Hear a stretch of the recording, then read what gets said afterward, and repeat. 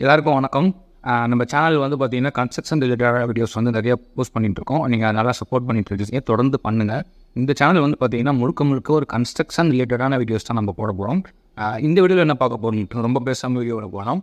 மெயினாக வந்து பார்த்தீங்க அப்படின்னா, ஒரு பிளான் பண்ணுறோம்னு வச்சுக்கோங்களேன். 2D ஃப்ளோர் பிளான் பண்ணுவோம் நம்ம. அதாவது 2D ஃப்ளோர் பிளான்றது உங்கள் வீட்டு வரைபடம் நம்ம வந்து வீடு கட்டுறதுக்கு முன்னாடி ரெடி பண்ணுவோம் இல்லைங்களா? இது ரெடி பண்ணுறதுக்கு பெரும்பாலான மக்கள் வந்து என்ன பண்ணுறாங்க அப்படின்னா, பத்திரத்தில் என்ன அளவு இருக்கோ அந்த அளவு வச்சு ஒரு பிளானை போட்டுடுறாங்க. ஆனால் ஆக்சுவலாக அப்படி போடக்கூடாது. ஏன் அப்படின்னா, நீங்கள் பக்கத்தில் இருக்க அளவை வச்சு நீங்கள் போட்டிங்க அப்படின்னு வச்சுக்கோங்களேன், நீங்கள் வந்து பர்ஃபெக்டாக வந்து பார்த்தீங்கன்னா ரைட் ஆங்கிளுக்கு டிராயிங் போட்டிருப்பீங்க. ஆனால் நீங்கள் பிளாட்டில் போய் மார்க் பண்ணும்போது இந்த பிளாட்டை வந்து பார்த்தீங்கன்னா சேல் பண்ணுறவங்க பிரிச்சிருப்பாங்க. எப்படி பிரிச்சிருப்பாங்கன்னா, இப்போ வந்து ஒரு பெரிய லே அவுட் இருக்குது, அதில் ஒரு பிளாட் பிரிக்கிறாங்கன்னு வச்சுக்கோங்களேன். அதில் ஒரு பிளாட்டாக பிரித்து உங்களுக்கு சேல் பண்ணுவாங்க. ஓகேங்களா?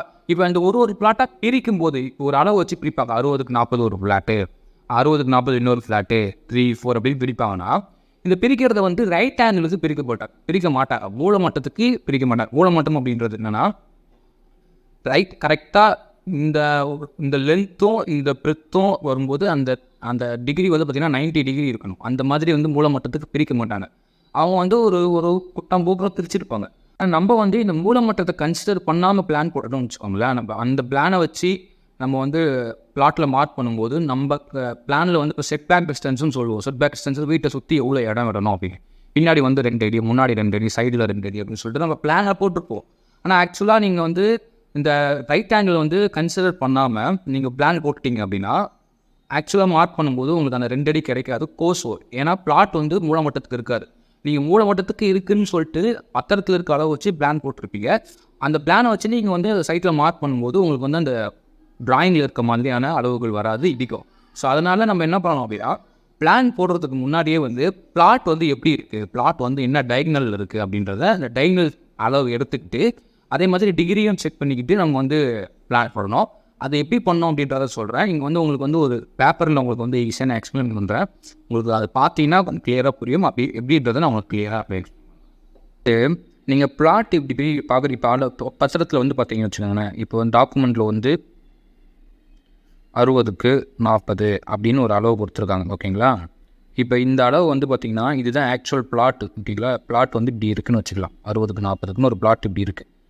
இதில் நீங்கள் போயிட்டு ஆக்சுவலாக இதில் 60 இருக்கா, இதில் 40 இருக்கா, அப்புறம் வந்து இதில் வந்து இந்த டயக்னல் என்ன இருக்குது அப்படின்றத நீங்கள் செக் பண்ணாமல் நீங்கள் என்ன பண்ணுறீங்க அப்படின்னா, ஒரு ஆர்கிடெக்ட் கொடுத்து வந்து 60க்கு 40க்குன்னு ஒரு பிளானை போட்டுடுறீங்க. ஓகேங்களா? ஆர்கிடெக்ட்டோ இன்ஜினியர் கிட்ட கொடுத்து 2D பிளான் வந்து இப்போ அவர் எப்படி போடுவார்னா, இப்போ 60க்கு 40 அளவு சொன்னீங்கன்னா 60, 40 அப்படின்னு சொல்லிட்டு ஒரு அளவு போட்டுட்டு, பிளாட்டில் வந்து ரெக்டாங்கிளுக்கு வந்து 60க்கு இப்படி போட்டுட்டு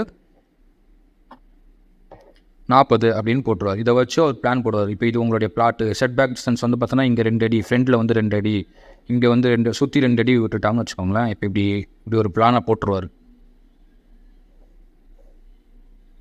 ஓகேங்களா? உங்களுக்கு தெரியுதா இல்லையான்னு தெரியல. ஆக்சுவலாக ஓரளவு சரின்னு நினைக்கிறேன்.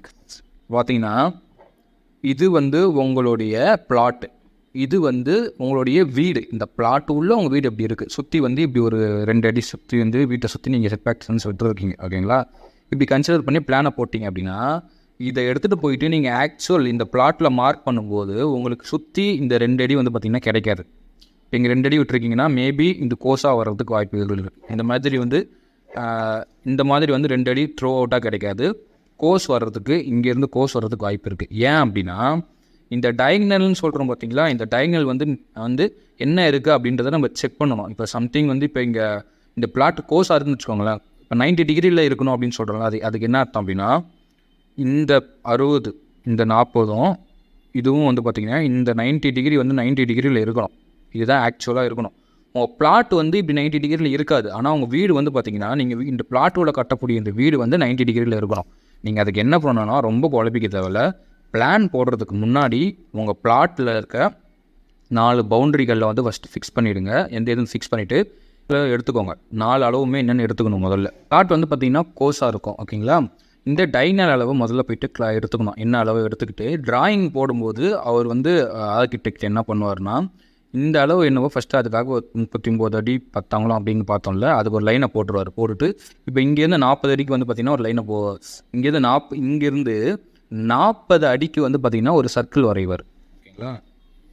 இப்படி சர்க்கிள் 40 அடிக்கு வந்து ஒரு சர்க்கிள் வரைகிறாருன்னு வச்சுக்கோங்களேன். AutoCADல சொல்கிறேன். இங்கேருந்து டைனல் என்ன சொன்னீங்க, ஒரு 110 அடி 110 அடிக்கு வந்து இன்னொரு சர்க்கிள் இங்கேருந்து இந்த பாயிண்ட்லேருந்து வரைவாங்க. இப்படி வரையும் போது இது ரெண்டும் மீட் ஆகுது பாருங்கள். இந்த 40 அடியும் இந்த இதுவும் இந்த இடத்துல தான் பாயிண்ட், அடுத்த பாயிண்ட். இப்போ இதிலேருந்து என்ன பண்ணணும்னா இந்த லைனை நீங்கள் ஜாயின் பண்ணணும். ஓகேங்களா? இப்போ எப்படி ஒரு ஆக்சுவலாக இப்படி ட்ராயிங் வந்து இப்படி வரும். ஆர்க்கெலாம் நீங்கள் எரேஸ் பண்ணிடணும். அதாவது ஆர்க்கெலாம் நீங்கள் வந்து சர்க்கிள் வந்து பார்த்தீங்கன்னா எரேஸ் பண்ணிடணும். எரேஸ் பண்ணிட்டு இப்போ அடுத்து வந்து இங்கேருந்து ஒரு அளவு வந்து கொடுத்துரு எழுதுக்குள்ள அதுக்கு வந்து ஒரு சர்க்கிள் வரைஞ்சி, இங்கேருந்து ஒரு அளவு இருக்குல்ல அதுக்கு வந்து இன்னொரு சர்க்கிள் வரைஞ்சி 2 மீட் ஆகிற இடம் இன்னொரு பாயிண்ட் கிடச்சிரும். அப்போ இது 4த்தையும் கனெக்ட் பண்ணால் உங்களுக்கு வந்து பர்ஃபெக்ட், அதாவது இந்த பர்ஃபெக்ட் ரெக்டாங்கிள் பிளாட் எப்படி இருக்கோ அப்படியே நீங்கள் வந்து பார்த்திங்கன்னா இந்த ட்ராயிங்கில் வரைஞ்சிக்கலாம். இதுக்கப்புறம் நீங்கள் செட் பேக் டிஸ்டன்ஸ் இங்கே என்ன விடுறீங்களோ அதையே நம்ம வந்து சைட்டில் வந்து பார்த்திங்கன்னா பண்ண முடியும். இந்த மாதிரி மெத்தட் பண்ணாமல் இந்த ஆர்க் வச்சு இந்த டைனல் வச்சு நீங்கள் ட்ராயிங் போடாமல் ஜென்ரலாக பத்திரத்தில் இருக்க அளவு வச்சு 60க்கு 40ன்னு போட்டிங்க அப்படின்னா நீங்கள் ட்ராயிங்கில் என்ன செட் பேக் டிஸ்டன்ஸ் கொடுத்துருக்கீங்களோ சுற்றி என்ன கொடுத்துருக்கீங்களோ அது ஆக்சுவலாக சைட்டில் வராமல் போகிறதுக்கு வாய்ப்புகள் இருக்குது, கோர்ஸ் அடிக்கிறதுக்கு வாய்ப்புகள் இருக்குது. அதை தான் நான் சொல்கிறேன். பிளான் போடுறதுக்கு முன்னாடி இதை யோசிச்சுக்கோங்க. இது வந்து நீங்கள் வீடு கட்டுற ஒருத்தவங்க வந்து இது ரொம்ப மெனக்கணும்னு அவசியம் இல்லை. நீங்கள் ஒரு இன்ஜினியர் அணுகுனீங்கன்னா அவங்களே இது எல்லாத்தையும் பார்த்துருவாங்க.